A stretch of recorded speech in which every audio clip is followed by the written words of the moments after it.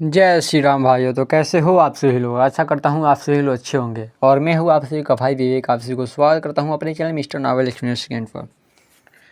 लेकिन उससे पहले अगर आप में से जो भी भाई चैनल पर नए हो तो चैनल को सब्सक्राइब कर दीजिए, वीडियो को लाइक शेयर कमेंट कर दीजिए ताकि हमें मोटिवेशन मिल सके और आपके लिए ऐसे ही अच्छी अच्छी नॉवेल लाते रहें, नॉवेल ऑडियो लाते रहें। और हाँ, आप में से जो भी भाई हैरम नॉवेल ऑडियो यानी कि एडल्ट नॉवेल ऑडियो सुनना चाहते हो तो आप मेरे टेलीग्राम चैनल पर ज्वाइन हो सकते हैं। फ्री वाले पे डेली एक ऑडियो आता है 1 घंटे का या फिर 1.5 घंटे का भी हो सकता है। और प्रीमियम वाले पर जो है डेली 6 से 7 ऑडियो आता है, प्रत्येक 1 से 1.5 घंटे की होती है प्रत्येक ऑडियो। तो दोनों का लिंक डिस्क्रिप्शन में है, जाइए ज्वाइन कीजिए। और हाँ, एक और बात, ये वाली वीडियो है इस वाले नावल की आखिरी छोटी वीडियो है, लगभग 1 घंटे 50 मिनट की ये वीडियो है, क्योंकि मैंने 20-20 चैप्टर एक्सप्लेन कर दिया है। चैप्टर जो है काफ़ी छोटे छोटे हैं, तो कल से जो है मैं 25-25 चैप्टर एक्सप्लेन करना चालू करूँगा। तो आज भर जो है मैनेज कर लीजिए आप लोग। तो चलिए बिना किसी देर की पार्ट 7 को शुरू करते हैं। बिना ज्यादा सोचे समझे झोऊफान ने अपनी शक्ति सूर्य में डालनी शुरू कर दी। उसे अंदाजा था कि यह प्रक्रिया ग्रहों को जोड़ने की तुलना में कहीं ज्यादा कठिन होगी। जब वह सूरज पर कब्जा कर रहा था, सूरज भी जवाबी हमला कर रहा था। हालांकि उसमें चेतना नहीं थी, पर ऐसा लग रहा था जैसे वह सहज रूप से हमला कर रहा हो। फिर भी झोऊफान ने आसानी से सूर्य पर कब्जा कर लिया और उसे अपने नश्वर दांव से जोड़ दिया। झोऊ विश्व की तरह सूर्य भी सीधे उससे जुड़ा हुआ था, इसलिए वह अन्य ग्रहों की तुलना में बहुत बड़ा हो जाएगा। चूंकि वह पहले से ही इतना बड़ा था, इसलिए वह झोऊ विश्व से भी बड़ा हो जाएगा। अगर यह सीधे तौर पर उससे जुड़ा न होता और झोऊ विश्व से जुड़ा होता तो ये कभी भी उससे आगे नहीं निकल पाता। बढ़ते सूरज के साथ सौरमंडल जल्द ही पूरी तरह से काम करने लगेगा। इसे जरूरत के हिसाब से विस्तार करने में कोई दिक्कत नहीं होगी। जहां तक बाकी सूर्यों की बात है, झोऊफान के पास उनके लिए बाद में विचार आए। जब वह और भी शक्तिशाली हो जाएगा तो वह उनके सार का इस्तेमाल करके उन्हें हथियारों में बदल देगा। सूर्य का सार उसके केंद्र में स्थित था। झोऊफान ने सूर्य पर कब्जा करते समय यही मुख्य चीज बदली थी। ये केंद्र सूर्य के सार के आवरण जैसा था। अपने नश्वर दांव में एक सूर्य जोड़ने के बावजूद झोऊफान को लगा कि वह दोबारा आगे बढ़ने से पहले कुछ और ग्रह जोड़ सकता है। झोऊफान ने सौरमंडल का चक्कर लगाया और अपने बनाए जा रहे नए सौरमंडल में 10 और ग्रह जोड़ दिए। अब सूर्य के चारों ओर 20 ग्रह थे। अगली बार जब वह एकांतवास से बाहर आएगा तो सूर्य और नए ग्रह दोनों ही अपनी क्षमता के अनुसार बड़े हो चुके होंगे। बेशक एकांतवास से बाहर आते ही वे भी विस्तार करना शुरू कर देंगे, जैसे कि झोऊ ग्रह अभी कर रहा है। झोऊ विश्व के विस्तार के पूरा होने का इंतजार करते हुए झोऊफान ने उस सौरमंडल का नाम रखने का फैसला किया जिसे वह बना रहा था। झोऊ सिस्टम का विचार आने में उन्हें बस कुछ ही सेकंड लगे। यह एक साधारण और स्पष्ट नाम है, लेकिन झोऊफान को लगा कि यह ठीक है। यह उनके द्वारा अब तक रखे गए लगभग हर नाम के साथ मेल खाता है। इसके बाद झोऊफान ने कुछ साल अंतरिक्ष में तैरते हुए तारों को देखते हुए बिताए। उसे कुछ सूझ नहीं रहा था कि क्या करे और वह इतना आलसी महसूस कर रहा था कि वह सिर्फ वही काम नहीं कर पा रहा था जो उसके दिमाग में आ रहा था। वह मौत को बुला सकता था, लेकिन यह अनावश्यक और अनुत्पादक था। वह और भी मौके बना सकता था, लेकिन उसे कोई फायदा नहीं हो रहा था। जैसे जैसे समय बीतता गया झोऊफान कम सोचने लगा। 10 साल बाद झोऊफान हजारों सालों में पहली बार सो गया। उसने कोई सपना नहीं देखा था। थोड़ी देर बाद झोऊफान ने अपनी आंखें खोली। उसे ऐसा लगा जैसे उसने समय यात्रा कर ली हो। एक पल वह अंतरिक्ष में तैर रहा था और अगले ही पल वह किसी अज्ञात ग्रह पर किसी चट्टान पर लेटा हुआ था। उसने तुरंत अंदाजा लगाया कि उसे सोए हुए 1000 साल हो गए हैं। हालांकि वह उत्सुक था, उसे बस अपनी दिव्य इंद्रिय का इस्तेमाल करके पता लगाना था कि वह कहाँ है। वह उन ग्रहों में से एक पर था जिसे उसने हाल ही में अपने कनेक्शन में जोड़ा था। पिछले 1000 सालों में झोऊफान द्वारा जोड़े गए ग्रह और सूर्य पूरी तरह से विकसित हो गए थे। जैसी कि उम्मीद थी, सूरज झोऊ विश्व से 10 गुना बड़ा था। पृथ्वी और उसके सूरज की तुलना में झोऊ विश्व और सूरज में कोई खास अंतर नहीं था। झोऊफान ज्यादा देर तक ग्रह पर नहीं रुका और झोऊ दुनिया की ओर उड़ चला। उसने पूरे इलाके को पहले ही भांप लिया था और जानता था कि वहां कुछ खास नहीं है। झोऊ दुनिया में वापस आकर झोऊफान ने चारों ओर देखा और पाया कि कुछ खास नहीं बदला था। आखिरकार सिर्फ 1000 साल ही तो बीते थे। चूंकि झोऊफान अपने नश्वर दांव से और अधिक ग्रहों को जोड़ने में असमर्थ था, इसलिए उसने एकांत में जाने और आगे बढ़ने का निर्णय लिया। वह तैरते हुए महल में अपने कमरे में पहुंच गया और खेती करना शुरू कर दिया। 15,000 वर्ष बीत गए और झोऊफान चुपचाप छोटे दांव सृजन क्षेत्र के 7वें स्तर में प्रवेश कर गया। बिना एक क्षण भी गंवाए वह अंतरिक्ष में टेलीपोर्ट हो गया और निकटतम असंबद्ध ग्रह पर चला गया। जैसे ही उसने इसे अपने नश्वर दांव से जोड़ा, झोऊ विश्व, सूर्य और झोऊ सौरमंडल के सभी अन्य ग्रह बढ़ने लगे। उसने ग्रहों को अपने नश्वर दांव से जोड़ने में 3 दिन बिताए और अंत तक वह कुल 60 ग्रहों को जोड़ने में सफल रहा। फिर उसने उन्हें सूर्य के चारों ओर घुमाया, जिससे जोव सौरमंडल का आकार बढ़ गया। जोव फान को अंदाजा हो गया था कि अपनी अगली सफलता के साथ वह शेष 40 ग्रहों को अपने नश्वर दांव से जोड़ पाएगा। उस समय वह सभी ग्रहों को जीवन देने और एक पारिस्थितिकी तंत्र बनाने के लिए तैयार थे। ऐसा करने से पहले वह सूर्य के ऊपर अंतरिक्ष में 1 या 2 संरचनाएं बनाना चाहते थे। खास तौर पर वह एक भव्य हॉल बनाना चाहते थे। यह एक ऐसी जगह होती जहां जोव सौरमंडल के सबसे शक्तिशाली लोग इकट्ठा होते। चूंकि यह अंतरिक्ष में होगा और वहां हवा पहुंचाने के लिए कोई अवरोध नहीं होगा, इसलिए केवल शून्य स्तर पर स्थित साधक ही इसमें प्रवेश कर सकेंगे। हालांकि शून्य पारगमन साधक जल्द ही जोव सौरमंडल में दूसरी सबसे बड़ी ताकत बन जाएंगे।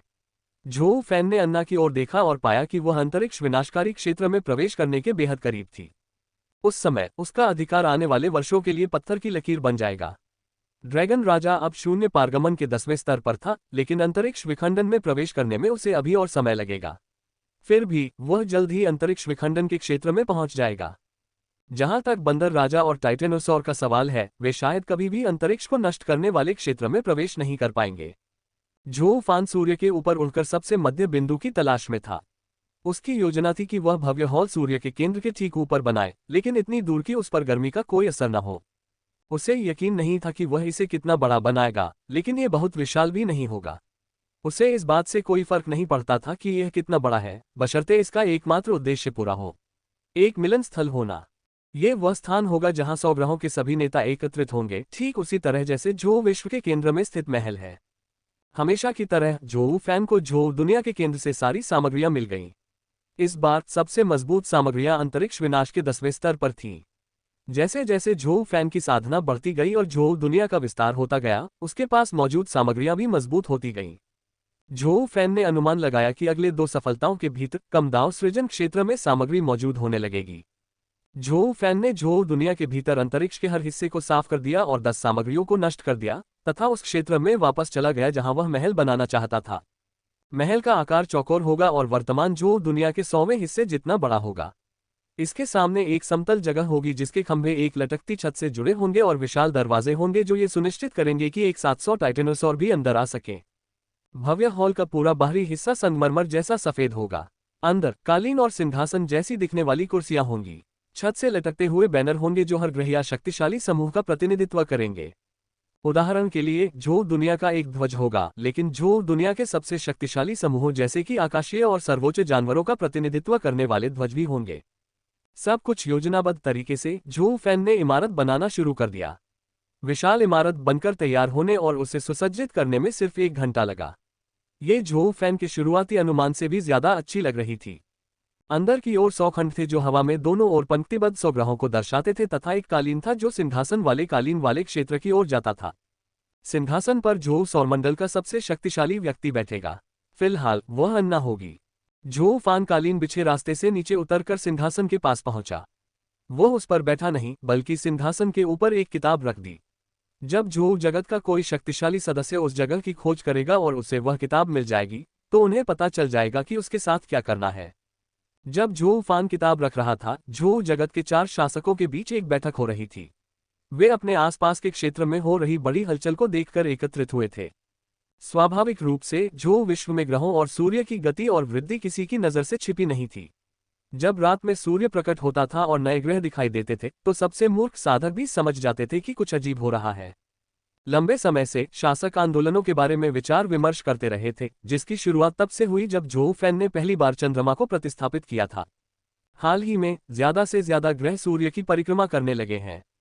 मेरा मानना है कि ज्यादा समय नहीं लगेगा जब आसपास के 100 ग्रह भी ऐसा ही करने लगेंगे।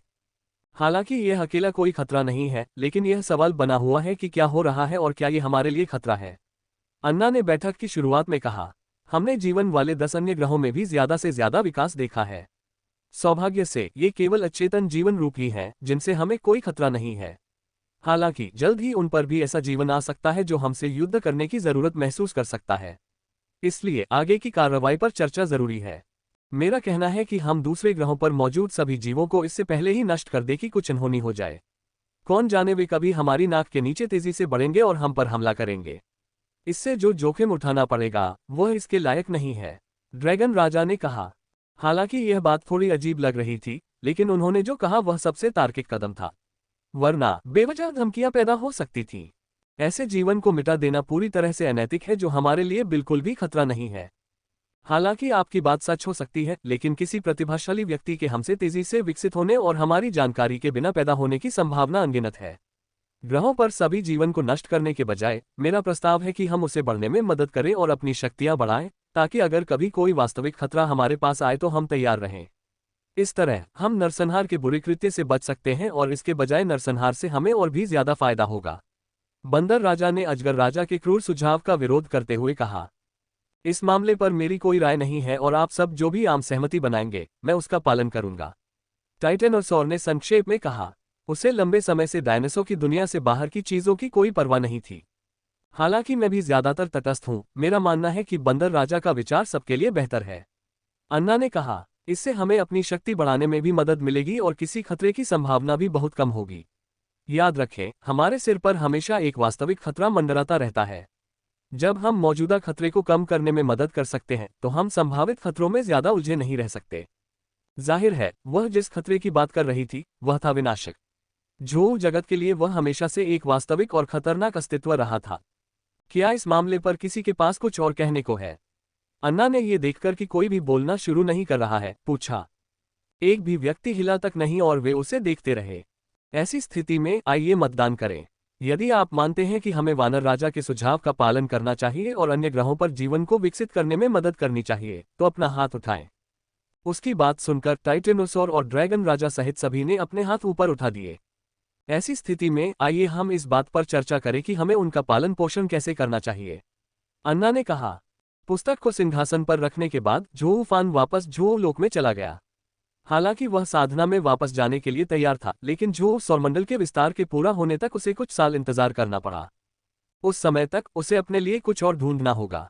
झोऊ फान ने कुछ देर सोचा और चूंकि झोऊ विश्व को विस्तार पाने में 50 साल से ज्यादा लगेंगे, इसलिए वह बाहर जाकर आकाशगंगा का फिर से अन्वेषण कर सकता है। अपनी वर्तमान शक्ति और गति के साथ वह धीरे धीरे भी 50 सालों में पूरी आकाशगंगा का चक्कर लगा सकेगा। पिछले कुछ वर्षों में झोऊ फान आकाशगंगा के अधिकांश भाग का अवलोकन और मानचित्र बनाने में सक्षम रहा था। वह इस निष्कर्ष पर पहुंचा था कि यह एक सर्पिलाकार वृत्त के आकार का है। पृथ्वी आकाशगंगा के मध्य भाग में, केंद्र भाग और बाहरी भाग के बीच कहीं थी। झोऊ सौरमंडल मानचित्र पर पृथ्वी के बहुत करीब था, लेकिन फिर भी वे एक दूसरे से कई प्रकाश वर्ष दूर थे। हालांकि वह ग्रह की स्थिति के बारे में कुछ उत्सुक था। झोऊ फान पृथ्वी पर अपनी यात्रा को कुछ और समय के लिए टालना चाहता था। शायद वह कम दाव निर्माण के बाद उस क्षेत्र में प्रवेश करने के बाद ही पृथ्वी पर आएगा। तब तक उसने आकाशगंगा के किनारे की ओर बाहर की ओर जाने और फिर परिधि का चक्कर लगाने का फैसला किया, जब तक कि वह उसके चारों ओर न घूम जाए। उसके बाद वह पूरे क्षेत्र का चक्कर लगाते हुए तब तक छानबीन करता रहा जब तक कि वह अंततः आकाशगंगा के केंद्र तक नहीं पहुंच गया और वहां क्या है यह नहीं खोज लिया। ब्रह्मांड में पहले कभी न देखी गई गति से झोऊ फान आकाशगंगा के किनारे की ओर उड़ चला। जब भी उसे कोई सौरमंडल या कोई अकेला खगोलीय पिंड दिखाई देता, वह रुक जाता, उस क्षेत्र का अन्वेषण करता और उसे अपने मानचित्र पर लिख लेता। सिर्फ 1 महीने में झोऊ फान आकाशगंगा के किनारे तक पहुंच गया। उसके पीछे तारों और ग्रहों का एक क्षेत्र था, जबकि उसके सामने अंतहीन अंधेरा था, जिसके आगे सिर्फ दूसरी आकाशगंगाएं ही दिखाई दे रही थीं। पहली बार झोऊ फान को किसी आकाशगंगा का स्पष्ट और निर्बाध दृश्य देखने को मिल रहा था। झोऊ फान ने अपनी आकाशगंगा का जो अनुमान लगाया था, ठीक वैसा ही वह आकाशगंगा एक सर्पिलाकार वृत्त थी जिसमें अनगिनत तारे थे। एक अंतर यह था कि दूसरी आकाशगंगा का रंग पूरी तरह से लाल था, जबकि उसकी आकाशगंगा का रंग बैंगनी था। यह अब तक की सबसे खूबसूरत चीज थी जो उसने देखी थी। दृश्य में और भी आकाशगंगाएं थीं, लेकिन लाल वाली आकाशगंगा सबसे नजदीक और सबसे दिलचस्प दिख रही थी। झोऊ फान पहली बार आकाशगंगा की सीमा से बाहर निकला और उसे एक जबरदस्त ठंड का एहसास हुआ। ऐसा लग रहा था जैसे उसका शरीर पूरी तरह से अंधेरे में घिरा हो, बिना रोशनी या गर्मी के। झोऊ फान के लिए इसे झेलना बहुत मुश्किल नहीं था, लेकिन फिर भी यह एक असहज और अजीब एहसास था। उनका अनुमान था कि आकाशगंगाओं के बीच के अंतरिक्ष में जीवित रहने के लिए भी किसी को निम्न दाव सृजन क्षेत्र में होना होगा। वह उस क्षेत्र में ज्यादा देर नहीं रुका और वापस आकाशगंगा के अंदर चला गया। हालांकि आकाशगंगा को विशाल माना जा सकता था, लेकिन उनके बीच का स्थान कहीं ज्यादा बड़ा था।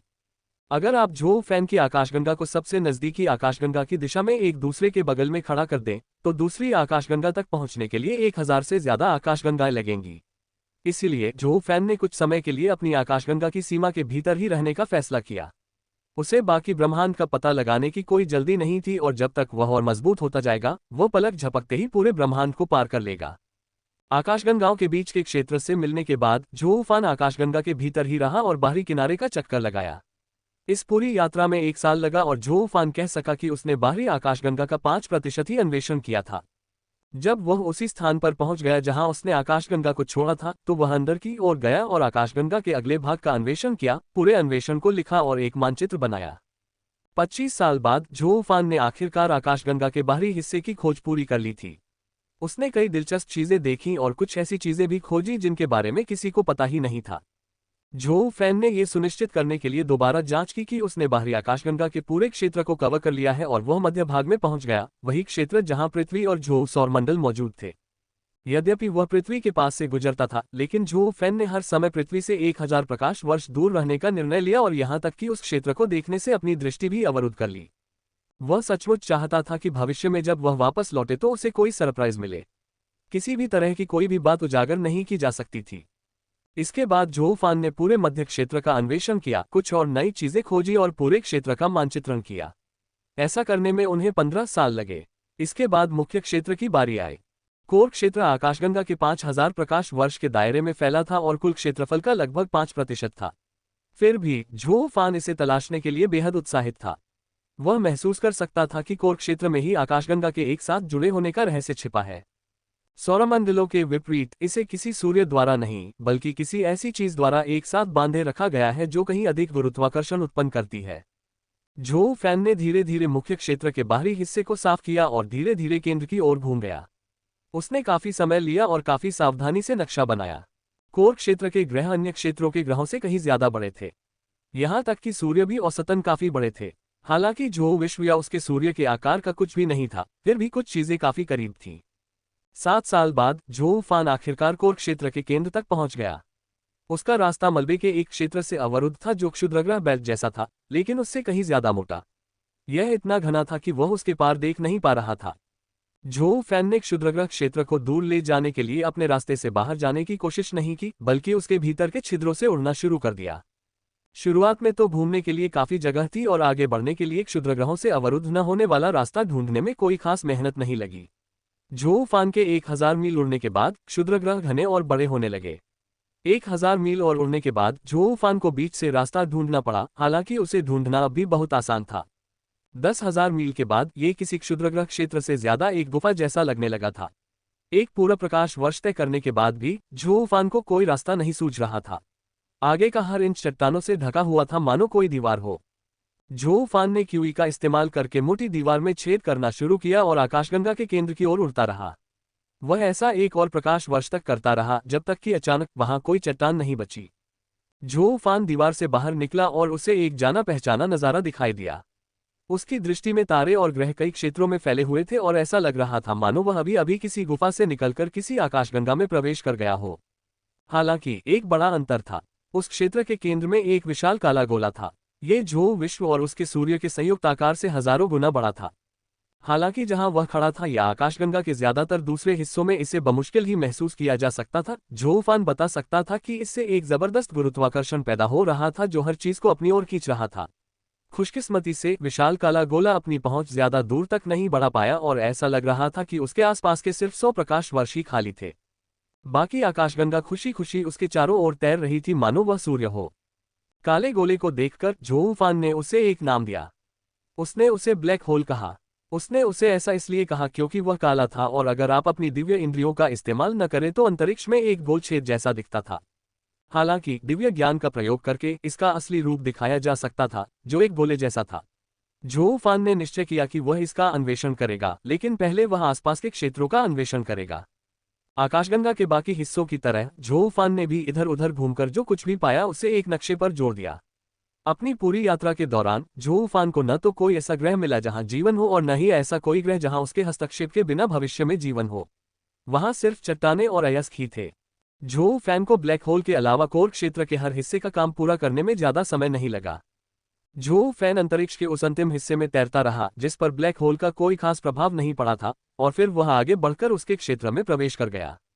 उसने तुरंत ही एक चूषण बल महसूस किया जो इतना प्रबल था कि 10वें स्तर के शून्य से गुजरने वाले साधक को ब्लैक होल की ओर खींच लिया और असहाय होकर उसे खींचने लगा। बेशक झोउ फान ने बल की अनदेखी की और चूषण बल की मदद के बिना ही ब्लैक होल की ओर उड़ना शुरू कर दिया। जैसे जैसे वह करीब आता गया, चूषण बल बढ़ता गया। एक बार जब वह ब्लैक होल के सबसे निकट स्थित ग्रह और ब्लैक होल के बीच के मध्य बिंदु पर पहुंच गया, तो बल इतना प्रबल था कि उसने चौथे स्तर के अंतरिक्ष विनाशक साधक को विनाश की ओर खींच लिया। एक बार जब वह 3/4 बिंदु पर पहुंच गया, तो झोउ फैन ने महसूस किया कि बल नाटकीय रूप से इस हद तक बढ़ गया कि एक 9वें स्तर का अंतरिक्ष भेदक साधक भी उसमें समा जाएगा। जैसे ही वह ब्लैक होल से 1 मील पहले पहुंचा, झोउ फैन ने महसूस किया कि बल इतना मजबूत हो गया है कि वह पहले स्तर के कमतर दाव सृजन साधक को घायल कर सकता है। उस समय ब्लैक होल की ताकत ने झोउ फैन को गंभीर रूप से अचंभित कर दिया था। उसने कभी नहीं सोचा था कि किसी आकाशगंगा में इतनी शक्तिशाली चीज मौजूद होगी। सुपरनोवा बनने वाला सबसे पुराना और सबसे शक्तिशाली तारा भी कमतर दाव निर्माण क्षेत्र में किसी को खरोंच भी नहीं सकता। झोउ फान कल्पना करने से खुद को रोक नहीं पाया कि अगर ब्लैक होल फट गया तो क्या होगा। शायद पूरी आकाशगंगा ही निगल जाएगी। आखिरकार इसकी ताकत से एक पूरा क्षेत्र बढ़ जाएगा। झोउ फान आखिरकार ब्लैक होल से कुछ इंच की दूरी पर पहुंच गया और अपना हाथ आगे बढ़ाया। अब ब्लैक होल इतना जोर लगा रहा था कि तीसरे स्तर के निम्न दाव सृजन क्षेत्र के साधक का हाथ टुकड़े टुकड़े कर सकता था, लेकिन झोउ फान का हाथ 1 इंच भी नहीं हिला। जैसे ही उसका हाथ आखिरकार ब्लैक होल को छू गया, उसने एक ऐसा बल छोड़ा जो झोउ फैन ने पहली बार देखे जाने के बाद से कहीं ज्यादा शक्तिशाली था। उसकी शक्ति मानो आसमान छूने लगी और उसने 5वें स्तर के निम्न दाव सृजन क्षेत्र के साधक की शक्ति से झोउ फैन को टुकड़े टुकड़े करने की कोशिश शुरू कर दी। कुछ देर में पहली बार झोउ फान गंभीर दिखाई दिया। उसने सहज ही अपना हाथ मुट्ठी में भींच लिया, उसे अराजकता क्यूई से ढक लिया और ब्लैक होल की ओर अपना सबसे शक्तिशाली हमला किया। दोनों बल आपस में टकराए और ब्लैक होल की शक्ति तुरंत बिखर गई, जबकि झोउ फान की शक्ति उसकी ओर बढ़ी और उसके बाहरी हिस्से पर जा गिरी। मानो वह कोई रबर की गेंद हो, ब्लैक होल विकृत और कुचल गया। ये हमला उसे नष्ट करने के लिए लगभग पर्याप्त था। सौभाग्य से झोउ फैन ने आखिरी सेकंड में पीछे हटकर उसके हमले को रोक दिया। हालांकि कमतर दाव निर्माण के 7वें स्तर पर एक सामान्य हमला शायद उतना नुकसान न पहुंचाए, झोउ फैन ने कैसक्यूई से युक्त हमला किया था। यहां तक कि ब्लैक होल क्यूई भी कैसक्यूई के सामने फीकी पड़ गई। ब्लैक होल क्यूई की बात करें तो झोउ फान ने ब्लैक होल के हमले को देखते ही इसे तुरंत समझ लिया था। यह अब तक देखी गई कैसक्यूई के अलावा सबसे शक्तिशाली क्यूई थी। ब्लैक होल पर हमला करने के बाद झोउ फान ने उसे और करीब से देखना शुरू किया। वह जल्दी ही समझ गया कि उसके अंदर कॉस्मिक दाव का एक अंश मौजूद है। झोउ फान ने बहुत समय से कॉस्मिक दाव से जुड़ी कोई चीज न देखी थी और न ही उसका सामना किया था। वह अभी भी 5% से अधिक समझने में असमर्थ था, जिसे उसने तब समझा था जब वह निम्न दाव सृजन क्षेत्र में प्रवेश कर गया था। यह महसूस करने के बाद कि ब्लैक होल में ब्रह्मांडीय दाव का एक अंश मौजूद है, झोउ फान पीछे हट गया और उससे कोई छेड़छाड़ नहीं की, कहीं वह उस पर हमला न करने लगे। हालांकि उसे आखिरी बार देखने के बाद से वह बहुत शक्तिशाली हो गया था, फिर भी उससे टकराने में उसे पूरी तरह सुरक्षित महसूस नहीं हो रहा था। यह उसकी समझ से परे था और झोउ फैन को लगा कि इसका एक टुकड़ा भी उसे नुकसान पहुंचाने के लिए काफी होगा। शायद अगले स्तर पर पहुंचने के बाद उसे किसी टुकड़े की चिंता नहीं करनी पड़ेगी और वह मुख्य शरीर से दूर ही रहेगा। हालांकि ढूंढने पर भी उसे वह नहीं मिल रहा था। हालांकि वह पीछे हट गया था, झोउ फान दूर से ब्लैक होल का निरीक्षण करता रहा। बहुत जल्दी झोउ फान ने कुछ भयावह देखा। हालांकि बहुत धीरे धीरे ब्लैक होल फैल रहा था। इसकी गति इतनी धीमी थी कि यह प्रति वर्ष 1 मील से भी कम फैल रहा था, लेकिन यह संभव था कि समय बीतने के साथ यह और तेजी से बढ़ता और अंततः आकाशगंगा को निगल जाता। इस तथ्य के बावजूद कि बिना किसी बड़े परिवर्तन के 1 लाख वर्ष बीत सकते हैं, झोउ फैन अभी भी ब्लैक होल को स्वतंत्र रूप से बढ़ने देने में सहज महसूस नहीं कर रहा था। बेशक वह इसे यूं ही नष्ट नहीं कर सकता था। ब्रह्मांडीय दाव का एक टुकड़ा इसके भीतर होने के अलावा यह भी एक तथ्य था कि इसने पूरी आकाशगंगा को एक साथ बांध रखा था। अपनी वर्तमान शक्ति के बावजूद झोउ फान के पास अपनी सारी ऊर्जा केंद्रित किए बिना आकाशगंगा को एक साथ बनाए रखने का कोई उपाय नहीं था। वह ये भी जानता था कि वह पूरी आकाशगंगा के गुरुत्वाकर्षण को नियंत्रित करने के लिए कोई ब्लैक होल या ऐसा ही कुछ नहीं बना पाएगा। इसलिए झोउ फान ने एक और योजना सोची। यह संभव था कि वह एक ऐसी संरचना या सरणी बना सके जो ब्लैक होल को और आगे बढ़ने से रोक सके। यह अब तक का सबसे जटिल निर्माण था, क्योंकि इसे बहुत अधिक स्थान को कवर करना था और अपना काम पूर्णता के साथ करना था, लेकिन झोउ फैन को लगा कि वह ये कर सकता है। सबसे पहले उसे ब्लैक होल को बढ़ने से रोकने का कोई उपाय सोचना था। उसने एक अवरोध बनाने या किसी आक्रमणकारी दल से उसके कुछ हिस्से को दाढ़ी की तरह काटने का विचार किया। कुछ देर सोचने के बाद उसे लगा कि सबसे अच्छा उपाय दोनों तरीकों का संयोजन ही होगा। फिर उसे ये तय करना था कि किस प्रकार की क्यूई सबसे अच्छा काम करेगी। हालांकि उसका पहला विचार अराजकता क्यूई का इस्तेमाल करने का था, लेकिन इसे यूं ही इस्तेमाल करना बहुत खतरनाक था।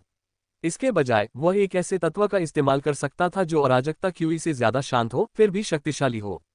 कुछ ही क्षणों बाद झोउ फान इस निष्कर्ष पर पहुंच गया कि बिजली की क्यूई ही सही रास्ता है। यह अग्नि जैसे तत्व से ज्यादा शक्तिशाली और प्रबल थी, लेकिन अराजकता क्यूई जितनी अराजक नहीं थी। बिजली की क्यूई के इस्तेमाल से झोउ फान को लगा कि सफलता की संभावना ज्यादा है। अगली बात जो सोचने वाली थी वह थी इस संरचना का सही उपयोग। झोउ फैन का मानना था कि सबसे अच्छा तरीका यह होगा कि ब्लैक होल के चारों ओर बिजली की क्यूई का एक अवरोध बनाया जाए और उसका विस्तार रोका जाए, साथ ही कुछ बिजली ब्लैक होल के कुछ हिस्सों को काटकर उसकी प्रगति को पूरी तरह से रोक दे। यदि वह जो कर रहा था उसकी तुलना बाल काटने से की जाए तो ऐसा लगेगा जैसे बिजली की क्यूई बाधा एक कंघी थी जो बालों को पकड़ती थी, या ब्लैक होल थी, और बिजली जो हमला करती थी वह बाल काटने वाली कैंची की जोड़ी थी, या ब्लैक होल थी। सैद्धांतिक रूप से ये निर्माण सरल था, लेकिन जब व्यावहारिक रूप से प्रयास किया गया तो कुछ समस्याएं सामने आईं। सबसे बड़ी समस्या तो ये थी कि इस निर्माण का आकार बहुत बड़ा होना चाहिए था। ये ब्लैक होल जो सौरमंडल के सूर्य से हजारों गुना बड़ा था, जो अब तक आकाशगंगा में देखी गई सबसे बड़ी चीज थी। ये निर्माण कई प्रकाशवर्ष तक फैला होगा। दूसरी समस्या उस संरचना को शक्ति प्रदान करने के लिए आवश्यक क्यूई की थी। झोउ फान को भी लगा कि इतनी शक्तिशाली और विशाल संरचना को सहारा देने के लिए उसके पास क्यूई की कमी है, इसलिए उसे इसे शक्ति प्रदान करने का कोई और तरीका ढूंढना होगा। पहली समस्या के लिए झोउ फैन ने सोचा कि उन्हें कई संरचनाओं और सरणियों को एक साथ जोड़कर एक ऐसी संरचना बनानी चाहिए जो ब्लैक होल को ढक सके। ऐसा कैसे किया जाए, इसके लिए झोउ फैन को लगा कि इसके लिए 4 बहुत बड़े चट्टानी टुकड़ों की जरूरत होगी। ये 4 चट्टानें लगभग ब्लैक होल जितनी ऊंची होंगी और उसकी चारों दिशाओं में स्थित होंगी। ये मेहराबदार होंगी और सिर से पैर तक संरचनाओं से ढकी होंगी। अपने दिमाग में योजना बनाने के बाद उसे लगा कि यह तरकीब काम करेगी। सबसे बड़ी समस्या उन सभी चट्टानों को इकट्ठा करना था। सौभाग्य से आकाशगंगा में बहुत सारे बेकार ग्रह थे जिनका इस्तेमाल झोउ फैन कर सकता था, और वह चट्टानों को उनकी पूरी क्षमता तक फैला भी सकता था, जिससे जरूरी मात्रा 3 गुना कम हो जाती थी। झोउ फान ने ब्लैक होल के सबसे नजदीकी ग्रहों को इकट्ठा करना शुरू किया। पृथ्वी और झोउ वर्ल्ड के अलावा आकाशगंगा के बाकी ग्रहों की तरह ये ग्रह भी बेकार थे और इनमें जीवन की कोई संभावना नहीं थी। चूंकि ब्लैक होल इन्हें वैसे भी निगल जाता, इसलिए झोउ फान को ज्यादा बुरा नहीं लगा। पूरे 1 महीने तक इकट्ठा करने और विस्तार करने के बाद झोउ फान के पास कई प्रकाश वर्ष जितनी चट्टानें थीं। सौभाग्य से झोउ फान को चौड़ाई पर ज्यादा ध्यान नहीं देना पड़ा और सिर्फ मेहराबों की ऊंचाई पर ध्यान देना पड़ा, हालांकि उनकी लंबाई अभी भी कई मील थी। झोउ फान ने चट्टान को 4 अलग अलग ढेरों में बांट दिया और उन्हें अपनी इच्छानुसार आकार दिया। वे विशाल स्तंभों जैसे थे जिनमें ब्लैक होल की गोलाई के अनुसार थोड़ा सा घुमाव था। उन्होंने अभी उन्हें ब्लैक होल के आसपास नहीं रखा, बल्कि दूसरी समस्या के समाधान के बारे में सोचना शुरू कर दिया। कुछ देर बाद झोउ फान को लगा कि इन संरचनाओं को ऊर्जा देने का एकमात्र तरीका ब्लैक होल की विशाल क्यूई का ही उपयोग करना है।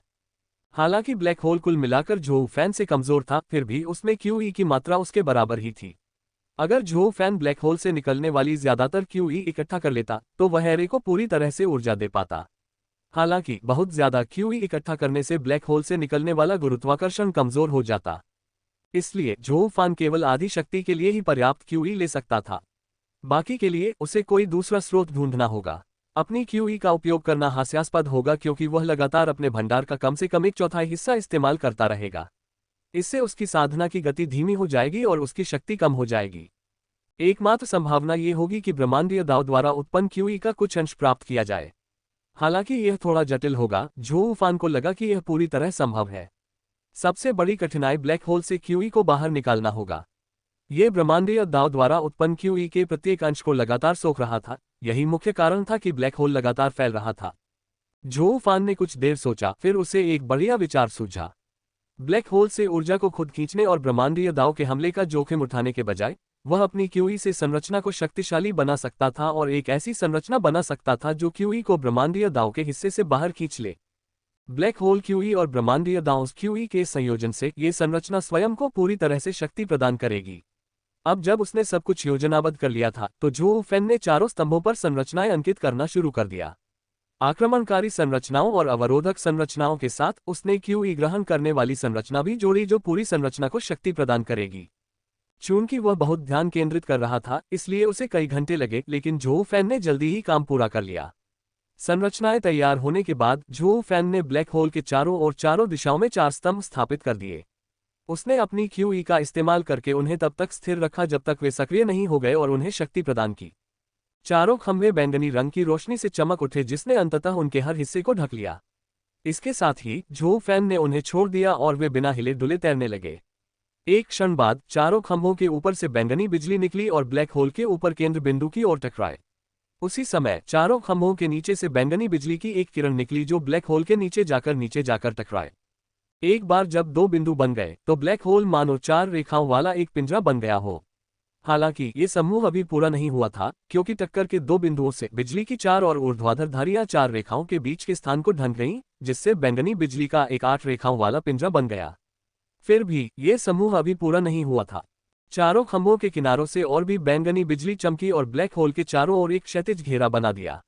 ऐसा होते ही बिजली से अछूते उस स्थान पर एक अलौकिक बैंगनी प्रकाश छा गया जिसने ब्लैक होल के चारों ओर एक आदर्श अवरोध बना दिया। अब व्यूह रचना के आक्रमण खंड और अवरोधक खंड की तैनाती पूरी हो चुकी थी। अब बस क्यूई इकट्ठा करने का काम बाकी था। चारों स्तंभों से एक चूषण बल ने ब्लैक होल की क्यूई को जकड़ लिया। इसने ये सुनिश्चित किया कि यह इतना न छुए कि इससे निकलने वाले गुरुत्वाकर्षण पर कोई असर पड़े, लेकिन इसने ऊर्जा के हर उस अंश को हड़प लिया जिसकी जरूरत नहीं थी। उसी चूषण बल से ब्रह्मांडीय दाव के अंश से कुछ क्यूई व्यूह रचना में खींच ली गई। झोउ फान ने अपनी क्यूई को व्यूह में भेजना बंद कर दिया और उसे पूरी तरह से काम करते हुए देखा। थोड़ी देर बाद झोउ फान को एहसास हुआ कि यह काम कर गया है। वह खुशी खुशी बैठ गया और ध्यान करने लगा ताकि व्यूह को सक्रिय करने के लिए इस्तेमाल की गई क्यूई को जल्दी से वापस पा सके। थोड़ी देर बाद उसने आंखें खोली और एक बार फिर ब्लैक होल को देखा। ऐसा लग रहा था कि यह लंबे समय तक स्थिर रहेगा। चूंकि अब करने के लिए कुछ नहीं बचा था, झोउ फान ने अपना नक्शा देखा और झोउ वर्ल्ड में वापस चला गया। उसे वहां से गए लगभग 50 साल हो चुके थे और अब वापस जाने का समय आ गया था। वह जल्दी से वापस लौटा और देखा कि उसके जाने के बाद ग्रहों और सूर्य के आकार के अलावा कुछ भी नहीं बदला था। वह जल्दी से तैरते हुए महल में वापस गया और साधना शुरू कर दी। वह आगे बढ़ने के लिए उत्सुक था ताकि आखिरकार वह अपने नश्वर दांव में सभी ग्रहों को जोड़ सके। ऐसा करने के बाद उसके पास आखिरकार एक पूरा झोउ सौरमंडल होगा। योजक चिन्ह योजक चिन्ह योजक चिन्ह योजक चिन्ह योजक चिन्ह योजक चिन्ह योजक चिन्ह योजक चिन्ह योजक चिन्ह योजक चिन्ह योजक चिन्ह योजक चिन्ह योजक चिन्ह योजक चिन्ह योजक चिन्ह योजक चिन्ह योजक चिन्ह 18,000 वर्ष बीत गए और झोउ फान लघु दाव सृजन क्षेत्र के 8वें स्तर में पहुंच गया। वह तैरते हुए महल में नहीं रुका बल्कि अंतरिक्ष में टेलीपोर्ट हो गया और अपने नश्वर दांव में ग्रहों को जोड़ना शुरू कर दिया। यह प्रक्रिया बहुत तेज थी क्योंकि वह लंबे समय से इसका आदी था और जल्द ही झोउ सौरमंडल में 100 ग्रह हो गए। झोउ फान ने ग्रहों को सूर्य के चारों ओर चक्कर लगाने के लिए घुमाया। 100 ग्रहों को देखकर झोउ फान खुद पर गर्व महसूस किए बिना नहीं रह सका। इसमें लगभग 1 लाख साल की मेहनत लगी थी, लेकिन उसने ये कर दिखाया। अगला कदम उन ग्रहों को जीवन देना था जिन पर उसने अभी तक काम नहीं किया था। हालांकि उसने झोउ सौरमंडल में शामिल किए गए पहले 10 ग्रहों पर जीवन दे दिया था, फिर भी उसने बाकी ग्रहों पर जीवन जोड़ने के लिए तब तक इंतजार करने का फैसला किया जब तक कि वह सभी ग्रहों पर जीवन न जमा ले। बाकी ग्रहों पर जीवन की बात करें तो वे उसकी मदद के बिना भी काफी अच्छी तरह से विकसित हो रहे थे। हालांकि वे झोउ विश्व के अपने जीवों से आए थे, इसलिए उनमें कोई खास सुधार नहीं हो रहा था, लेकिन उनके रूप रंग में बदलाव आने लगे थे और उनकी अपनी अलग पहचान बनने लगी थी। फिर भी जब तक ग्रहों पर आकाशीय या मानव जैसी कोई संवेदनशील प्रजाति नहीं आ गई, तब तक इन सबका कोई महत्व नहीं था।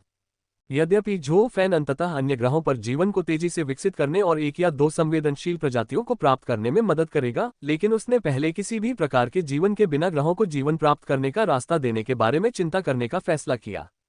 झोउ फान सबसे पहले झोउ विश्व के बाईं ओर स्थित उस ग्रह पर गया जहां कोई जीवन नहीं था। वहां से शुरू करके वह सौरमंडल के सभी ग्रहों को जीवन प्रदान करेगा। पहले की तरह झोउ फैन ने झोउ विश्व से एक पूरा पर्वत ले लिया और ग्रह को मिट्टी की एक परत, जीवित जानवर और अंततः एक वातावरण प्रदान किया। फिर वह अगले ग्रह पर गया और यही प्रक्रिया दोहराई। झोउ ग्रह के विशाल आकार के कारण वहां 100 पहाड़ मुश्किल से दिखाई दे रहे थे, इसलिए झोउ फान को सौरमंडल के हर ग्रह को मिट्टी और जीवन से भरने में कोई परेशानी नहीं हुई। कुछ ग्रह बर्फ के ग्रह थे, इसलिए उन पर मिट्टी डालने के बजाय उन्होंने बस बर्फ को पिघला दिया और एक बड़ा जलग्रह बना दिया। इसके बाद उन्होंने झोउ दुनिया से पानी का एक गुच्छा लिया और गंदगी ग्रहों को महासागर और नदियां दी। सब कुछ बहुत आसानी से हो गया और झोउ फान खुद को खुशकिस्मत मानता था कि झोउ विश्व की तुलना में ये ग्रह अभी भी इतने छोटे थे। इन सभी का कुल क्षेत्रफल झोउ विश्व के केवल 1,000वें हिस्से के बराबर होगा। हालांकि अंततः ये बदल गया जब जोहूफान ने इसे तोड़ दिया और ग्रह एक दिन जोहू विश्व के आकार के लगभग आधे हो गए और फिर उस निशान पर ही रहे। प्रत्येक ग्रह को मिट्टी, पानी और जीवन देने के बाद जोहूफान जोहू विश्व के अलावा सौर मंडल के हर ग्रह पर जीवन को विकसित करने में मदद करने के लिए तैयार था। हालांकि जोहूफान ने पहले भी ऐसा किया था, लेकिन उसने इतने बड़े दायरे में जीवन क्यूई का इस्तेमाल पहले कभी नहीं किया था। विस्तारित सौरमंडल को पूरी तरह से कवर करने के लिए जोहूफान को काफी मेहनत करनी होगी। फिर भी जोहूफान को लगा कि इस प्रक्रिया में ज्यादा कठिनाई नहीं होगी। जोहूफान ने अपने शरीर से एक गुंबद छोड़ा जो पूरे सौरमंडल में फैल गया, सिर्फ जोहू दुनिया और उसके सूर्य को छोड़कर। गुंबद ने बाकी सब कुछ ढक लिया तो जोहूफान ने उसे अपनी सारी जीवन क्यूई से भर दिया। जोहू दुनिया के अलावा हर ग्रह पर एक हरे रंग की धुंध छा गई और उन ग्रहों पर रहने वाले सभी जीवों को अपनी कोशिकाओं तक ऊर्जा का संचार महसूस हुआ। बदलाव तेजी से हुए और जोहूफान ने जीवन को तेजी से बदलते देखा। 1 साल तक लगातार जीवन क्यू प्राप्त करने के बाद ग्रहों पर जीवन तेजी से बदल गया था। एक ग्रह पर तो जीवन के संकेत भी दिखाई दिए थे। अभी कुछ कहना जल्दबाजी होगी, लेकिन जोहूफान को उम्मीद थी। 5 साल बाद जीवन बदल गया था और भी बढ़ गया था। अब 10 ग्रहों पर जीवन आ गया था। उनमें से ज्यादातर में आकाशीय और मानव जैसे मानवीय लक्षण थे, लेकिन उनमें काफी अंतर भी थे। 10 साल बाद 100 में से 50 ग्रहों को किसी न किसी प्रकार का चेतन जीवन प्राप्त हो गया था। जैसे जैसे और ग्रहों को ये प्राप्त हुआ, जोहूफान ने और भी कई विविधताएं देखी। एक ग्रह पर मधुमक्खी जैसे दिखने वाले प्राणी थे जो चेतन हो गए थे।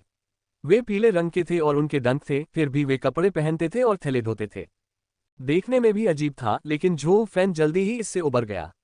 उसने अंदाजा लगाया कि भविष्य में जिंदगी और भी अजीब दिखाई देगी।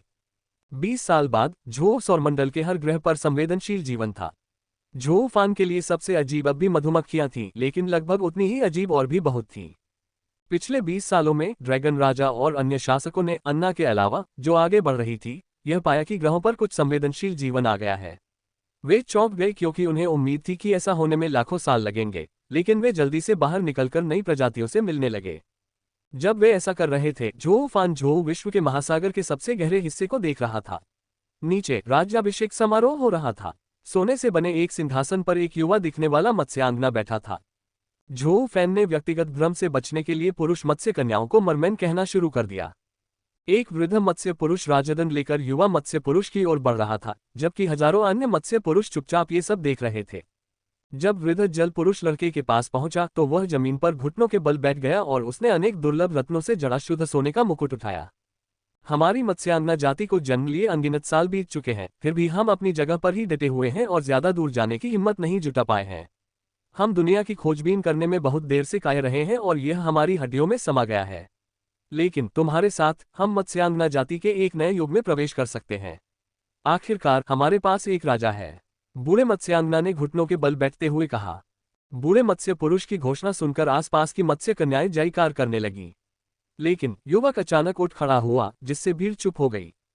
उसने बूढ़े जल पुरुष के हाथों से मुकुट लेकर अपने सिर पर रख लिया। लड़के ने सिंहासन के सामने रखा स्वर्ण त्रिशूल उठाकर हवा में उठा दिया। मैं पूरी ईमानदारी से शपथ लेता हूं कि जलपरी जाति फिर कभी समुद्र की तलहटी में नहीं छिपेगी। उसने आंखों में आशा भरकर कहा। आसपास की जलपरियां एक बार फिर खुशी से झूम उठीं। आखिरकार वे एक साथ इकट्ठी हो गईं और जयकारे लगाने लगीं। राजा अमर रहें, राजा अमर रहें, राजा अमर रहें। उनके संयुक्त मंत्रोच्चार इतने जोर से थे कि समुद्र तल हिल गया और ऊपर की जमीन में हल्की हलचल महसूस हुई। अगर कोई शासक अभी भी ग्रह पर होता या अन्य बाहरी दुनिया पर ध्यान दे रही होती, तो वे सभी भूकंप के झटके महसूस करते और तुरंत समझ जाते कि क्या हो रहा है। लेकिन संयोग से वे सभी अपने अपने काम में व्यस्त थे। इससे पहले कि नया मत्स्यांगना राजा समुद्र का राजा बनने की अपनी यात्रा पर निकल सके, उसे साधना शुरू करनी होगी। चूंकि मत्स्यांगना जाति के लिए साधना कभी भी एक बड़ी प्राथमिकता नहीं रही थी, इसलिए 18 वर्ष से कम आयु के किसी व्यक्ति का साधना शुरू करना बहुत दुर्लभ था। इसलिए नया मत्स्यांगना राजा, जो केवल 10 वर्ष का था, पूरी तरह से नश्वर था। उसके पास सभी देवों जैसा शक्तिशाली शरीर भी नहीं था। दूसरे शब्दों में, वह जोहू लोक में शक्ति के मामले में सबसे निचले पायदान पर था। उन्हें सबसे निचली श्रेणी से बाहर रखने का एकमात्र कारण ये था कि जलपरियों के शरीर स्वाभाविक रूप से मजबूत होते थे, जिससे वे गहरे समुद्र के दबाव का प्रतिरोध कर सकती थीं, लेकिन उनके पास इतना अधिक शरीर नहीं था और इसके बजाय वे भारी दबाव से बचने के लिए अपनी जैविक संरचना पर निर्भर थीं। समारोह समाप्त होने के बाद बूढ़ा मत्स्य पुरुष नए राजा को मत्स्य कन्याओं के महल में ले गया। हालांकि वहां पहले भी एक राजा रह चुका था, लेकिन जब उसने जल पुरुष बालक द्वारा त्रिशूल निकालने की खबर सुनी तो उसने तुरंत अपना पद उसे सौंप दिया था। जब वे सिंहासन कक्ष में पहुंचे तो देखा कि बूढ़ा राजा अपने कुछ सबसे विश्वसनीय सेनापतियों और सलाहकारों के साथ जमीन पर घुटनों के बल बैठा था। हम मत्स्यांगना राजा और शाही शिक्षक का अभिवादन करते हैं, उन्होंने घुटने टेकते हुए एक स्वर में कहा। जलपरी के लड़के द्वारा त्रिशूल निकालने की बात को कम करके नहीं आंका जा सकता था। सभी जलपरियों के मन में यह बात लंबे समय से बैठ चुकी थी कि जिसने त्रिशूल निकाला वही असली और सच्चा राजा था। बूढ़े राजा को भी, जो अब घुटनों के बल बैठा था, अपनी कुर्सी छिन जाने का जरा भी मलाल नहीं हुआ। उसे पूरा यकीन था कि लड़का ही असली शासक है और वह बस कुर्सी गर्म कर रहा था। रुको, हमें भविष्य के लिए योजना बनानी होगी, फिनले, बूढ़े मरमैन ने कहा। बूढ़ा राजा और समूह के बाकी लोग खड़े हो गए और सिंहासन कक्ष के किनारे की सीटों पर बैठ गए। मत्स्यांगना बालक जैक सिंहासन के पास गया और उस पर बैठ गया, जबकि फिनले उसके बगल में खड़ा था। फिनले पूरी मत्स्यांगना गुफा का सबसे ज्ञानी मत्स्यांगना और जैक का गुरु दोनों था। जब तक जैक बुद्धिमानी से शासन करने लायक बड़ा नहीं हो गया, फिनले उसे वह सब कुछ सिखाता था जो उसे जानना जरूरी था और उसके सभी फैसलों पर सलाह देता था। झो फैन अदृश्य होकर देखता रहा। नमस्ते, आप सभी से मिलकर अच्छा लगा। जैसा कि आप जानते हैं, मैं जैक जलपरी जाति का नया राजा हूं। जैक ने कहा। महामहिम, आपसे मिलना हमारे लिए सम्मान की बात है, बूढ़े राजा ने अपने स्थान से कहा, जिसके बाद समूह में उपस्थित अन्य लोगों ने भी शीघ्रता से सिर हिलाकर उनका अभिवादन किया। इतना कहकर जैक ने फिनले की तरफ देखा।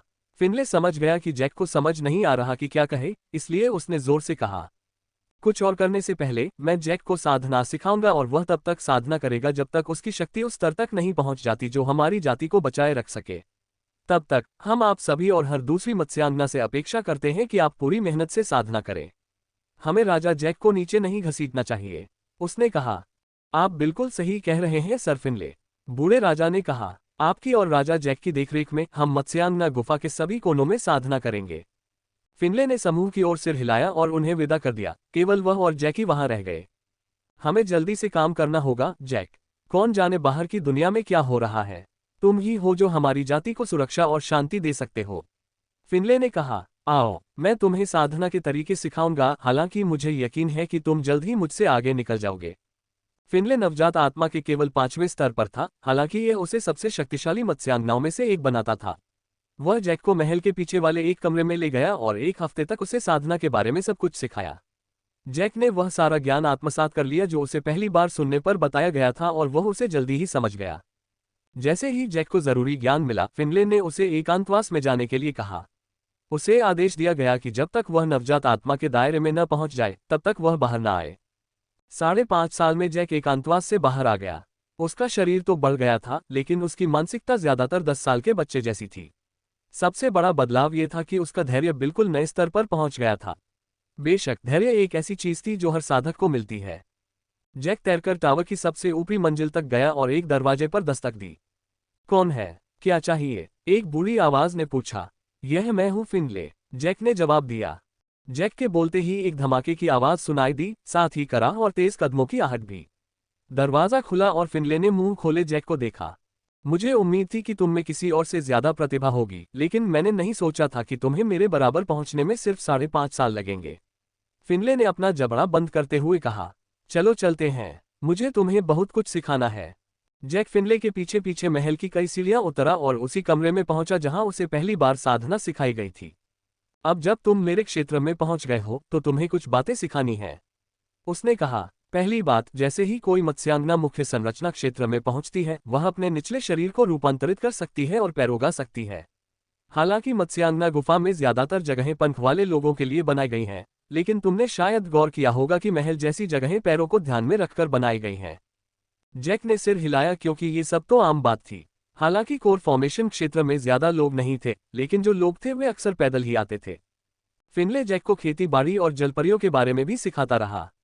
कुछ बातें तो आम थीं, कुछ बिल्कुल नहीं, लेकिन फिनले ने एक भी छोटी सी बात नहीं छोड़ी।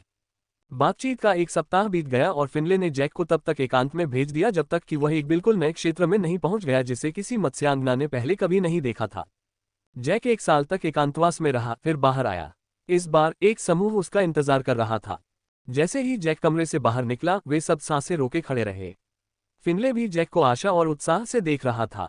भीड़ को देखकर जैक पहले तो स्तब्ध रह गया, लेकिन जल्द ही उसे होश आया और उसने फिर से उनकी तरफ देखा। मैं आत्मा निर्माण के क्षेत्र में पहुंच गया हूं, उसने विजयी भाव से कहा।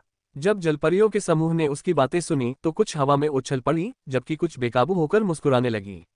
बहरहाल वहां मौजूद हर एक व्यक्ति जैक की सफलता पर खुशी से झूम उठा। वह इतिहास में उस दायरे में घुसने वाला पहला मत्स्यांगना था। उन्हें उस दायरे का नाम सिर्फ इसलिए पता था क्योंकि जो दुनिया के सभी जीवों को ये जानकारी स्वतः ही पता थी। अन्यथा वे हर क्षेत्र के नाम पर बेतरतीब अनुमान लगाते रहते। जो फैन ने जलपरियों को गौर से देखा। खास तौर पर वह जैक को देख रहा था। जैक ने अन्ना जैसी ही प्रतिभा दिखाई थी और जो फैन को लगा कि वह अन्ना से भी ज्यादा मिलता जुलता है। उसे आत्मा निर्माण के क्षेत्र में प्रवेश करते देखने के बाद उसने तय किया कि अब जैक को देखना बंद कर देना चाहिए। जैक की प्रतिभा चाहे कितनी भी हो, आत्मा निर्माण की यात्रा धीमी और धीमी होती जाएगी। ये सिर्फ प्रतिभा की कमी के कारण नहीं था, बल्कि क्यूई की कमी के कारण भी था। जो फान के सर्वोत्तम प्रयासों के बावजूद अवशोषित क्यूई और अराजकता क्यूई का अनुपात 1:50 था। इसका मतलब था कि जो फान जैसा व्यक्ति दूसरों की तुलना में बहुत तेजी से साधना कर सकता था। इसका मतलब यह नहीं था कि जो फान अपनी अराजकता प्रवृत्ति के बिना प्रतिभाहीन था, बल्कि यह कि वह दूसरों की तरह पीछे नहीं था। दरअसल जैक की प्रतिभा के बल पर अगर वह कैस्क्यू को अवशोषित भी कर लेता तो भी वह जो फैन से हजारों गुना धीमा होता। आखिरकार जो फैन भी तो पीछे था। बाकी सबसे अलग जो फैन को आगे का रास्ता खुद बनाना था। जैक और अन्ना जैसे लोग बस उसके बनाए रास्ते पर चल रहे थे। ये जंगल में रास्ता बनाने वाले और उस रास्ते से गुजरने वाले के बीच की गति के अंतर जैसा था। जाहिर है पहले से मौजूद रास्ते से गुजरने वाले व्यक्ति के लिए ये कई गुना आसान होगा। ये तो कहना ही क्या कि नए क्षेत्रों का आविष्कार करना जंगल में रास्ता काटने जैसा नहीं है। ये तो पहाड़ में कंकड़ से सुरंग खोदने और उस रास्ते पर चलने जैसा अंतर था। जो फान गहरे समुद्र से उड़कर अन्ना के टॉवर पर गया। वहां पहुंचकर वह दीवार के अंदर गया और अन्ना को देखा। स्वाभाविक रूप से वह अदृश्य था। जो फान समझ गया था कि अन्ना अंतरिक्ष के विनाशकारी क्षेत्र में प्रवेश करने के बहुत करीब है। वह लगभग 1000 वर्षों में इसमें सफल हो जाएगी। उस समय वह जो सौरमंडल की पूर्ण सत्ता बन जाएगी। दुख की बात है कि यह ज्यादा समय तक नहीं चलेगा क्योंकि ड्रैगन राजा उसके बहुत पीछे नहीं है और जैक अपनी यात्रा शुरू कर रहा है जो अंततः उसे उसके पास ले जाएगी यदि वह मरता नहीं है। जैक के मरने की बात सोचकर जो फैन का उसे और मदद देने का कोई इरादा नहीं था। अगर वह ब्रह्मांड की सबसे बड़ी प्रतिभा और एक देव स्तरीय हथियार के साथ जीवित और समृद्ध नहीं हो पाता तो जो फैन को उसकी मौत की भी परवाह नहीं थी। उसे पहले ही काफी कुछ दिया जा चुका था। कुछ देर अन्ना को देखने के बाद जो फान वहां से चला गया और अंतरिक्ष में स्थिति का जायजा लिया। शासकों ने पिछले कुछ साल नई संवेदनशील प्रजातियों से संपर्क बनाने में बिताए थे, लेकिन उन्हें एहसास हुआ कि उन्हें तो साधना का मतलब भी नहीं पता था। जो विश्व में पैदा हुए लोगों और चीजों के विपरीत अन्य ग्रहों पर पैदा हुए जीवों के मन में साधना संबंधी जानकारी नहीं डाली गई थी।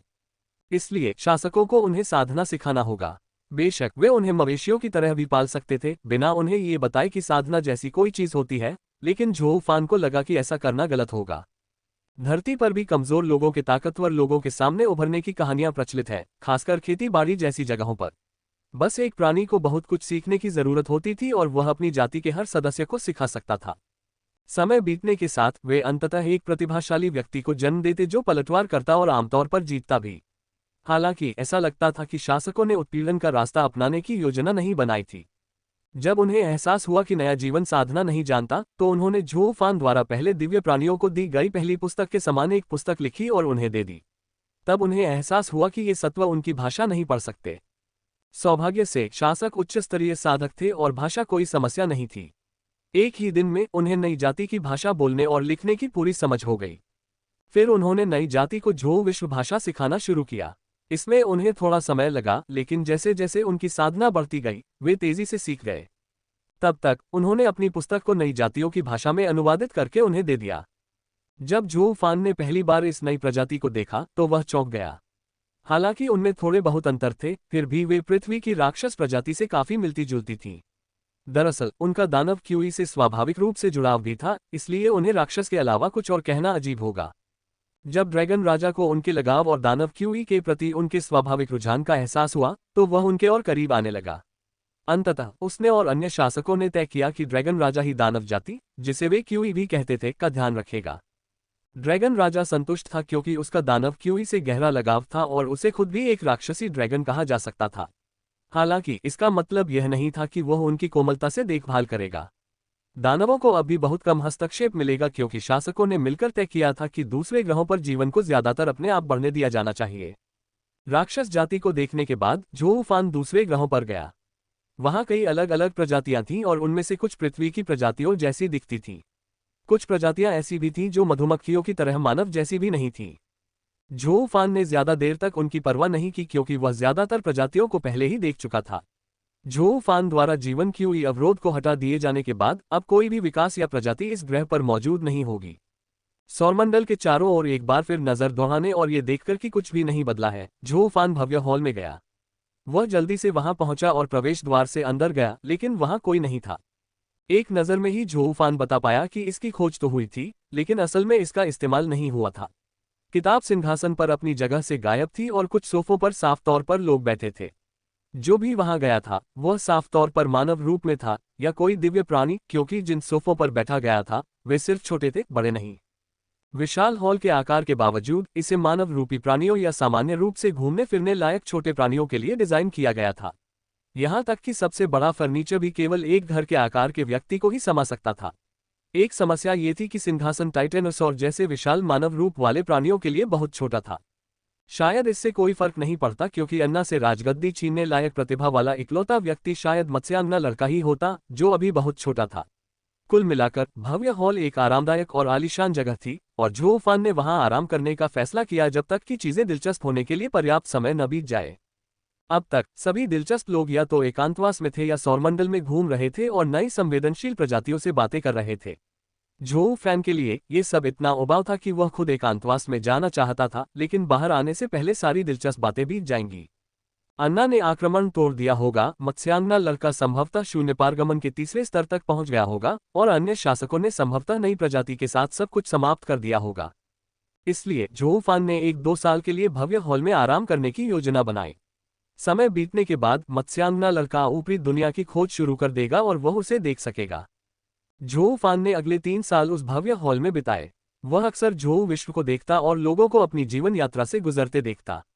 कभी कभी वह चाहता था कि काश वह पहला साधक न होता। अगर वह ऐसा न करता तो शायद वह नीचे से ऊपर की ओर काम कर पाता और अंततः शिखर तक पहुंच पाता, बजाय इसके कि वह ऊपर से शुरू करके वहीं रुक जाता। बेशक झोऊ फान वास्तव में ऐसा नहीं चाहेगा। ये बस एक विचार था जो उसके मन में कभी कभी आता था। तीसरे साल में किसी समय झोऊ फान ने जैक को जलपरी गुफा के द्वार पर देखा। वह पहले से कहीं ज्यादा परिपक्व लग रहा था और पहली बार जलपरी गुफा से बाहर निकलते समय उसके साथ सिर्फ उसका त्रिशूल था। उसके पीछे कोई नहीं आया। अब तक जैक आत्मा निर्माण के 9वें स्तर पर पहुंच चुका था। फिनले के समझाने के बावजूद उसने तय किया कि अब गुफा से निकलकर दुनिया की खोज करने का समय आ गया है और वह ये काम अकेले ही करना चाहता था। झोऊ फान जैक के ऊपर टेलीपोर्ट हो गया और उसकी यात्रा पर नजर रखने लगा। जैसे ही जैक गुफा से बाहर निकला वह समुद्र की तलहटी में तैरने लगा।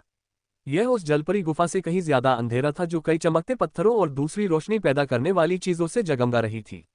सौभाग्य से जैक आत्मा निर्माण क्षेत्र में था और अगर वह अपनी दिव्य इंद्री का इस्तेमाल न भी करे तो भी वह ठीक से देख सकता था।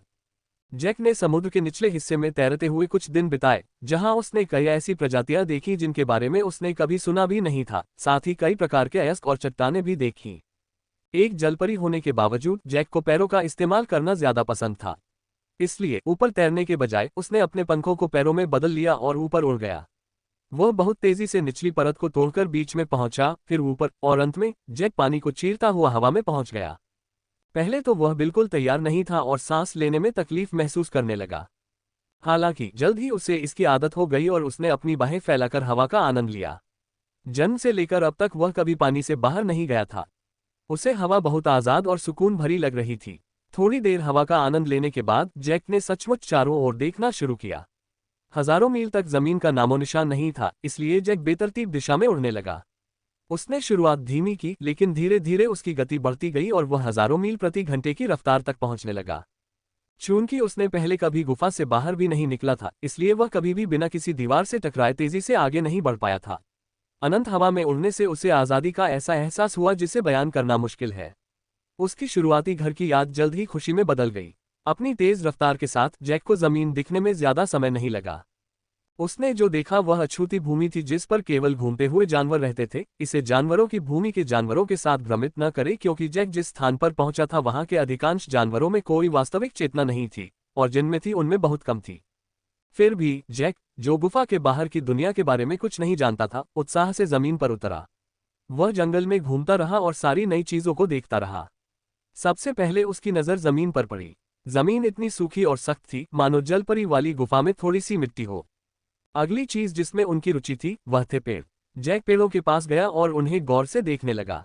जब उसे यकीन हो गया कि उन्हें छूना सुरक्षित है तो उसने उन्हें छूना शुरू किया। जैक उस छोटे से इलाके में घूमता रहा और वहां नई नई चीजें देखकर बहुत खुश हुआ। उसे पौधे और यहाँ तक कि फलों वाली झाड़ियां भी मिली। उसने उनमें से कुछ खाए लेकिन उनका स्वाद कुछ खास अच्छा नहीं था क्योंकि वे सभी जहरीले थे। खुशकिस्मती से जैक अपनी ताकत की वजह से उनसे अप्रभावित रहा। जैक को अपने अन्वेषण से तभी संतुष्टि मिली जब 5 घंटे बीत गए और उसने जमीन में कीड़ों से लेकर आकाश में बादलों तक सब कुछ देख लिया। जैक के लिए सूरज और उसकी गर्मी भी नई थी क्योंकि सूरज समुद्र की तलहटी तक नहीं पहुंचता था। जैसे जैसे सूरज ढलने लगा जैक समुद्र से दूर अंदर की ओर बढ़ने लगा। वह 1 घंटे तक चलता रहा, फिर ऊपर देखा और चांद दिखाई दिया।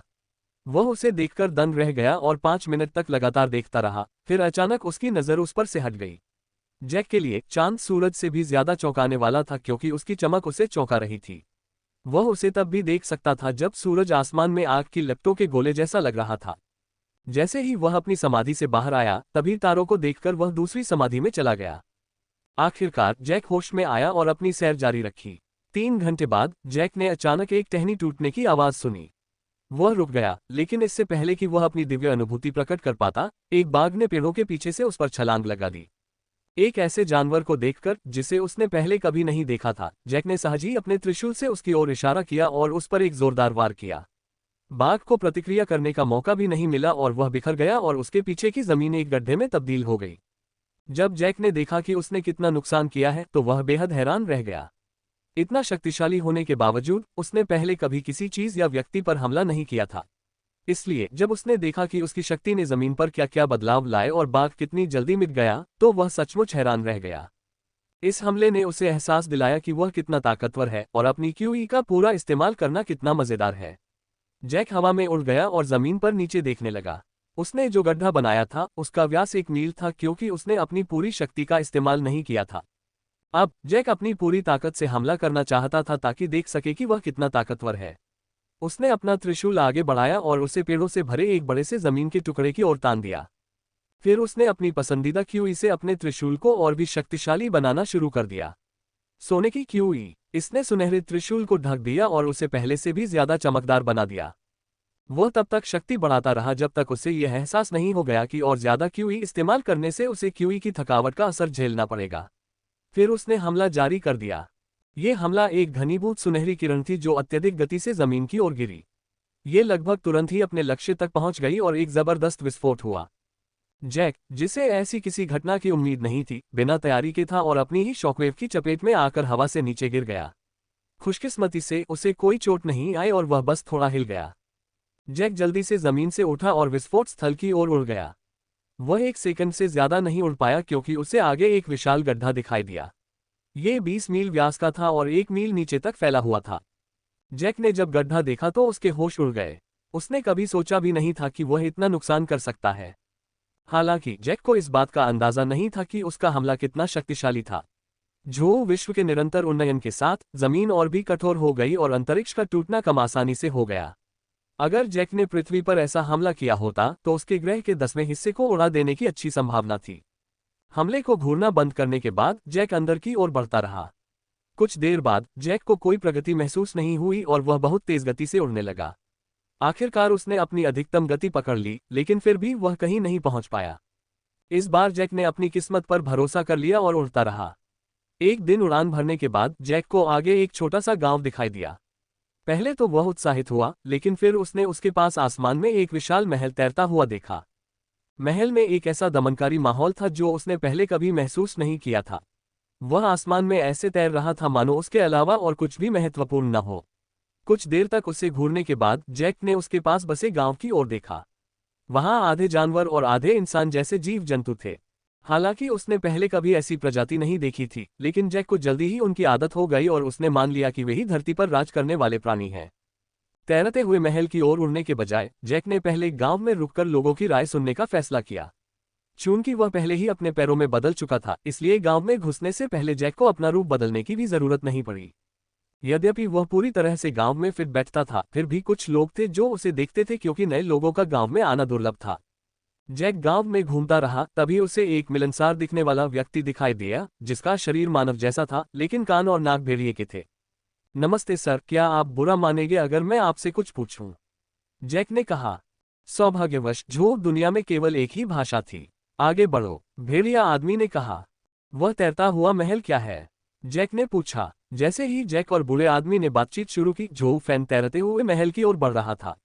अगर जैक में हिम्मत होती तो झोऊ फैन सीढ़ियों की कठिनाई कम करने की योजना बनाता ताकि वह महल में प्रवेश कर सके। वह ऐसा इसलिए कर रहा था क्योंकि वह जैक से आमने सामने बात करना चाहता था, हालांकि उसे एक अलग चेहरा इस्तेमाल करना होता, और इसलिए भी क्योंकि जैक की प्रतिभा और रुचियां तैरते हुए महल के लिए बिल्कुल उपयुक्त थीं। जैक और बूढ़े आदमी की बातचीत खत्म होने के बाद जैक ने तैरते हुए महल तक पहुंचने के लिए सीढ़ियां चढ़ने की कोशिश करने का फैसला किया। उसे नहीं लगता था कि वह ऊपर तक पहुंच पाएगा, लेकिन वह देखना चाहता था कि वह कितनी दूर तक पहुंच पाता है। पहले तो जैक ऐसा करने से थोड़ा डरा, लेकिन बूढ़े आदमी ने उसे समझाया कि सीढ़ियों पर गंभीर चोटें लगना आम बात नहीं है, जबकि मौत 1000 में एक होती है। और जो मारे जाते हैं उनमें से 99% कमजोर बेवकूफ होते हैं। इसलिए जैक को सीढ़ियां चढ़ने में कोई दिक्कत नहीं दिखी। जैक शहर के दक्षिण की ओर चल पड़ा और जल्दी ही उसे तैरते हुए महल तक जाने वाला रास्ता मिल गया। रास्ता बिल्कुल खाली था और चिड़िया भी दिखाई नहीं दे रही थी। जैक तेजी से उस रास्ते से गुजरा और तैरते हुए महल तक पहुंच गया। सीढ़ियों और महल के अलावा सबसे पहली चीज जो उसने देखी वह थी उनके पास की वीरान इमारतें। हालांकि उनमें से कोई भी घर जैसी नहीं दिख रही थी, लेकिन कई ऐसी थीं जो दुकानों या स्टॉल जैसी लग रही थी। जैक ने अंदाजा लगाया था कि एक जमाने में ये तैरता हुआ महल एक अच्छा पर्यटक आकर्षण था। हालांकि समय बीतने के साथ ऐसा लग रहा था कि किसी की भी इसमें रुचि नहीं रही।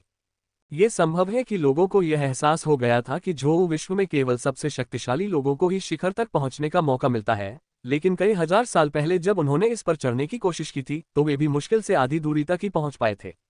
चून की तैरते हुए महल के आसपास देखने के लिए और कुछ नहीं था। जैक सीढ़ियों की तरफ बढ़ा।